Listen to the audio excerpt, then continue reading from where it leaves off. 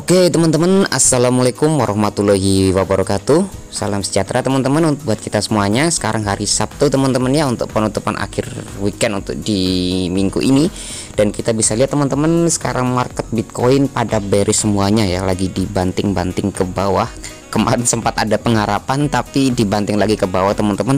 Dan di sini adalah masalah kebijakan dari The Fed ya. Jadi kebijakan The Fed ini yang mungkin mereka mau membanting pasar ya, bukan hanya di market kripto teman-teman, di saham juga, di stok dan komoditas juga mau dihantam juga teman-teman. Tapi teman-teman yang penting sabar, sadis saja ya teman-teman, sabar, disiplin, dan mudah-mudahan nanti ada pergerakan yang cukup sangat bagus, nanti kita bisa entry lagi.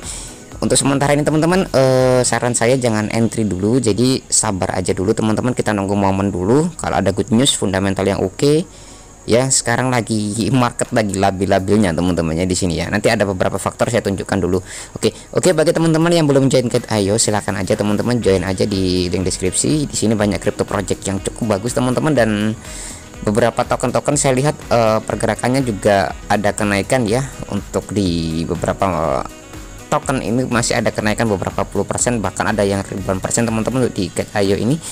Dan kita bisa lihat untuk di pasar altcoin sementara ini Tron cukup mendominasi teman-teman, harganya cukup sangat stabil ya. Jadi kemungkinan besar sih digoreng sendiri ya oleh Bang Justin Sun, kemungkinan besar teman-teman. Karena apa? Tidak ingin membiarkan Tronnya hancur ya teman-teman, ibaratnya tuh ingin menjaga kestabilan pasar. Dan ya bisa untuk next rally untuk Tron cukup bagus teman-teman, untuk CoinJet, untuk stable coinnya ya, untuk USDD nya, atau kemarin kalau lihat teman-teman di Twitter kemarin. Oke teman-teman, sekarang kita baca dulu untuk chartnya, kenapa ini Bitcoin turun. Sekarang levelnya teman-teman cukup sangat fair, jadi jangan entry masuk dulu untuk masuk di sesi altcoin. Jadi kalau untuk altcoin saran saya teman-teman, entry aja untuk di beberapa aja yang sekiranya project bagus dan sekiranya bisa untuk next to the moon lagi ya. Dan kita bisa lihat teman-teman untuk di chart daily ya, kita bisa dilihat di sini garisnya sudah tertembus ya teman-teman, sudah tertembus di sini, konfirmasinya sudah tertembus. Dan kita lihat dulu untuk close-nya. Kalau close-nya ini di merah teman-teman, kemungkinan besar ya, ini Bitcoin ini akan masih longsor lagi ke bawah teman-teman ya. Mungkin next rally di area 32.000 ya teman-teman. Bang, kalau misalkan 32.000 jebol lagi gimana Bang? Oke, ini ada skenario terburuk teman-teman. Untuk skenario terburuknya kita buka dulu di weekly. Oke, skenario terburuknya kalau 32.000 jebol teman-teman ya, next lagi bisa ke area 29.000 sampai 80.000 ya. Ini adalah area, ini ada resisten area support yang benar-benar ini mendukung banget teman-teman untuk kita entry lagi di area situ ya. Jadi kita tunggu aja dulu chartnya, kita tunggu close nya di weekly. Kalau misalkan weekly bener-bener minggu ini ya, untuk close nya di area sini ya, skenario terburuk ya, kita harus persiapin teman-teman ya. Tapi ingat, tetap sabar, tetap disiplin, jangan cut loss dulu teman-teman. Kalau Anda cut loss berarti Anda rugi ya. Oke ya, jadi niatnya itu ada nabung dulu ya. Oke ya, yang penting sabar aja teman-teman, tunggu momen yang bagus untuk entry kembali ya. Mungkin kemungkinan besar ini masih akan terpantul teman-teman. Kalau mau scalping di area 32.000 ini cukup sangat aman ya untuk entry lagi ya. Tapi kalau entry-nya jebol lagi untuk di weekly, next lagi di area 29.000 sampai 28.000 ya, ini cukup aman untuk misalkan teman-teman untuk entry di Bitcoin lagi. Karena apa? Di sini adalah area demand yang kemungkinan besar di sini ada kemungkinan besar untuk naik kembali ya. Jadi teman-teman harus sabar, harus yakin aja. Yang penting kita jangan terlalu berfokus pada masalahnya, tapi kita fokus pada opportunity yang ada nanti. Dan beberapa token-token sekarang Solana, kayak Avax dan kawan-kawan itu mungkin sekarang agak sedikit bearish, tapi mereka punya beberapa project token-token yang bagus yang nanti kita akan bahas ya teman-teman untuk di nextnya lagi ya. Oke teman-teman, kita langsung untuk ke fundamentalnya dulu atau ke newsnya. Ini Bang, kenapa nih Bitcoin kok lagi dibanting-banting dulu? Oke, kita baca siklus dulu teman-teman untuk perekonomian global, terutama di Amerika. Soalnya kemarin itu di hari Kamis ya kalau nggak salah ya, ini di hari Kamis, di hari Kamis ya. Di hari Kamis kemarin ini Amerika teman-teman ini menaikkan suku bunga sebesar 0,5% ya, atau 50 bps ya kalau orang-orang bilang itu. Jadi sekarang suku bunga Amerika itu naik menjadi 1% teman-teman ya. Mungkin kemungkinan besar Amerika ini ingin menekan inflasi ya teman-teman ya. Jadi ingin menekan inflasi, jadi impactnya teman-teman, dolar naik, jadi dolar itu ditarik kembali ke bank semuanya, jadi tidak peredaran. Apalagi kemarin itu habis pandemi ya, mereka habis cetak duit berapa bilion dolar kemarin teman-teman untuk mengatasi pandemi masalah COVID kemarin. Tapi sekarang tidak terlalu ekstrim lagi teman-teman ya. Mungkin impact perang ini ya ingin menaikkan suku bunganya lagi sebesar 1,1% ya, sorry 1%. Dan ini sudah direstui ya oleh The Fed juga. Dan saya tadi baca-baca juga teman-teman, untuk payrollnya ini cukup sangat bagus ya untuk di Amerika atau NFP, non-farm payrollnya teman-teman, employmentnya. Jadi ini perkiraannya ya, ini perkiraannya masih sama dengan previousnya ya. Jadi ini sebenarnya ditargetkan turun teman-teman perkiraan, tapi ini aktualnya masih sama sekitar 428k ya untuk non-farm NFP-nya. Dan di sini teman-teman untuk penganggurannya ini jumlahnya juga cukup stabil ya, jadi tidak ada penurunan atau peningkatan, jadi menekan untuk masih tetap sama ya di sini. Jadi kalau misalkan penganggurannya sama ya otomatis ini cukup sangat dominan sekali di sini teman-temannya di sini. Dan kita bisa lihat teman-teman, kenapa kok di sini ya, kita bisa dilihat ada USD job.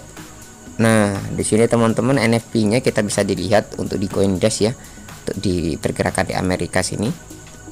Jadi US job report show giant of 428.000. Jadi ini adalah jumlah lowongan pekerjaan atau loker ya teman-teman kalau saya bilang ya. Oke, sini saya matikan dulu, soalnya kalau saya nggak pakai VPN nggak bisa teman-teman kalau untuk buka Forex Factory ya di sini. Oke, di sini teman-teman ada laporan Departemen Tenaga Kerja Jumat menunjukkan bahwa pertumbuhan lapangan pekerja tetap kuat di bulan lalu ya teman-teman, pada tingkat yang seharusnya terus mengkhawatirkan. Jadi The Fed tentang pasar pekerjaan terlalu ketat teman-teman di sini. Jadi di sini banyak lowongan pekerjaan yang dibuka. Jadi ekonomi AS menambahkan 428.000 pekerjaan baru pada bulan April, melebihi ekspektasi. Sebuah laporan yang Departemen Tenaga Kerja pada hari Jumat menunjukkan ekonom perkiraan kenaikan sekitar 400.000. Dan tingkat penganggurannya tidak berubah teman-teman ya. Mungkin mereka masih belum buat lowongan pekerjaan ya, atau buat loker ya ibaratnya ya. Ya kemungkinan besar sih, tapi kalau misalkan negara-negara maju tuh kebanyakan, apalagi negara kapitalis ya, itu kalau lu nggak kerja lu nggak dapat uang bos. Jadi seperti itu ya. Jadi nggak dapat subsidi. Jadi subsidinya mungkin dibatasi teman-teman, beda kayak negara kayak Eropa, kayak Jerman dan Prancis dan sebagainya. Jadi pertumbuhan pekerjaan ini tersebar luas, dipimpin oleh keuntungan dalam rekreasi dan perhotelan, di bidang manufaktur teman-teman, dan transportasi dan pergudangan ini. Jadi mereka ingin menambahkan untuk semuanya teman-teman. Dan Bitcoin dan The Fed. Jadi banyak investor melihat Bitcoin sebagai lindung nilai terhadap inflasi, tetapi kriptokrasi terbesar seperti pasar saham dan obligasi baru-baru ini melihat penurunan harga yang besar sebagai reaksi terhadap kampanye hawkish Federal Reserve ya, untuk meredam tekanan atas harga konsumen atau harga inflasi yang terlalu banyak ya, apalagi harga minyak teman-teman, atau harga pertalite ya. Kalau di sana mungkin harganya sekitar 18.000 ya, kalau di sini 7.000 ya. Kita harus alhamdulillah teman-teman tidak terlalu dampak ya impactnya ya. Jadi ini mungkin ada bantingan-bantingan dari The Fed ini, ada skenario-skenario terbesar ya. Mungkin The Fed ini ingin mancing dulu kemarin teman-teman ya, mungkin dikasih uang lah ya, dibelikan saham, dibelikan kripto ya, untuk ngepam bentar, habis itu dibanting lagi ke bawah ya. Waduh, ini emang bener-bener kerjaan The Fed emang ya. Mereka sih ingin pertama ya, ingin menstabilkan perekonomian di Amerika. Jadi di sini menurut laporan Departemen Tenaga Kerja Jumat kemarin, pendapatan rata-rata tuh naik sekitar 0,3% ya per jamnya, jadi naik 5,5% dari tahun ke tahun teman-teman. Di sini untuk rata-rata pendapatan ya, atau di sini.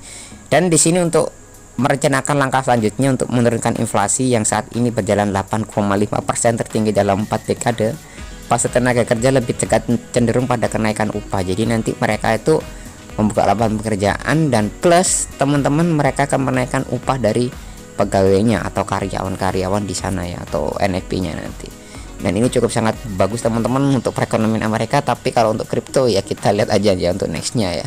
Dan di sini teman-teman kita bisa lihat ini ada prediksi lagi teman-teman bahwa nanti bulan Mei dolar AS akan kuat teman-teman, mencatat level 5 tertinggi minggu harga pasar dalam kenaikan suku bunga The Fed sebesar 75 BPS untuk bulan Juni. Jadi prediksinya nanti sekitar 75 basis point atau 0,75%. Jadi nanti perkiraan suku bunga nanti akan dinaikkan sekitar dari 1% ya. Nanti kemungkinan besar nanti bulan depan Mei sekitar 1,75%. Dan itu mudah-mudahan saja tidak terlalu impact besar ya teman-teman untuk pergerakan Bitcoin kita ya nanti ya. Oke, di sini teman-teman, sementara logam mulia saham mata uang kripto mengalami penurunan signifikan pada minggu ini. Dolar AS menyentuh level tertinggi 20 tahun. Oke, sorry teman-teman terputus. Jadi menyentuh level tertinggi 20 tahun terhadap yen, terhadap sejumlah mata uang lainnya teman-teman di sini. Oke ya, jadi dolar AS menyentuh level tertinggi dalam 20 tahun terakhir terhadap yen Jepang, sejumlah mata uang lainnya ya. Di sini ada Greenback telah mengalami kenaikan sebanyak 5 minggu terakhir dalam berturut-turut teman-teman di sini ya. Karena kita bisa lihat untuk di chartnya, untuk di newsbitcoin.com ini kemungkinan The Fed ini akan menerapkan kenaikan sebesar 75% pada next ya, bulan depan nanti. Wah, ini kacau ya teman-teman ya. Oke, kita next lagi teman-teman. Di sini ada juga SEG Fine. Di sini ada berita juga cukup sangat bagus juga. Di sini SEG denda Nvidia sebesar 5,5 juta karena tidak mengungkapkan dampak penambangan kripto pada bisnis game teman-teman di sini ya. Produsen chip Nvidia telah membayar denda sebesar 5,5 juta dolar karena gagal mengungkapkan dampak penambangan kripto pada bisnis game pada perusahaan tersebut ya. Jadi nggak hanya siapa nih namanya Fed aja, SEC mulai gebuk orang jual VGA card ya teman-teman di sini ya. Jadi SEC telah mencapai penyelesaian 5,5 juta teman-teman dengan Nvidia karena gagal pada kripto tadi ya. Jadi kebanyakan VGA-nya tuh sekarang dibeli para miner teman-teman ya. Apalagi VGA berat untuk game-game yang HD, grafiknya HDR dan kualitasnya optimum, itu semuanya dipakai untuk nambang teman-teman di sini ya. Dan GPU GeForce produk khususnya telah meningkat penjualan sebanyak 90% karena popularitas cryptocurrency ya teman-teman, untuk penambangan kripto ya. Wow.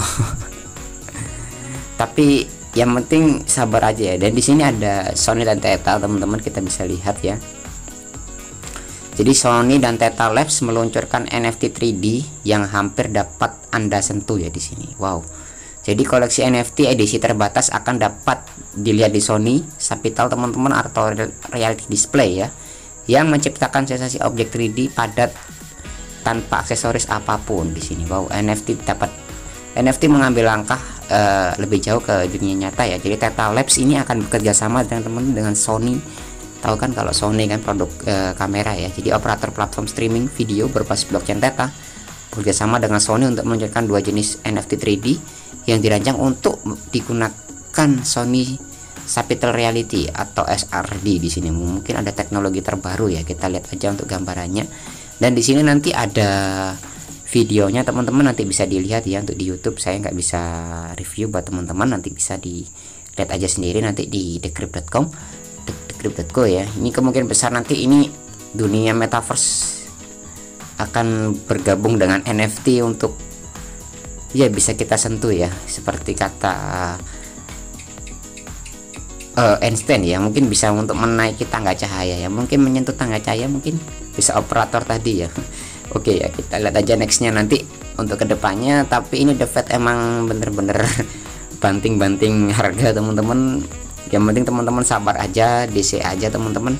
Kita tunggu dulu untuk skenario terburuk. Kalau mau entry lagi di area 32.800, untuk next skenario terburuk kembali di area 29.000, 28.000 ya. Itu cukup sangat aman untuk masuk lagi untuk di Bitcoin, untuk dicicil kembali. Tapi kalau untuk altcoin teman-teman yang bisa jadi staking, saran saya staking aja. Yang nggak bisa ya silakan aja nunggu momen yang bagus. Ingat jangan terlalu di cut loss teman-teman, sayangi uang Anda ya.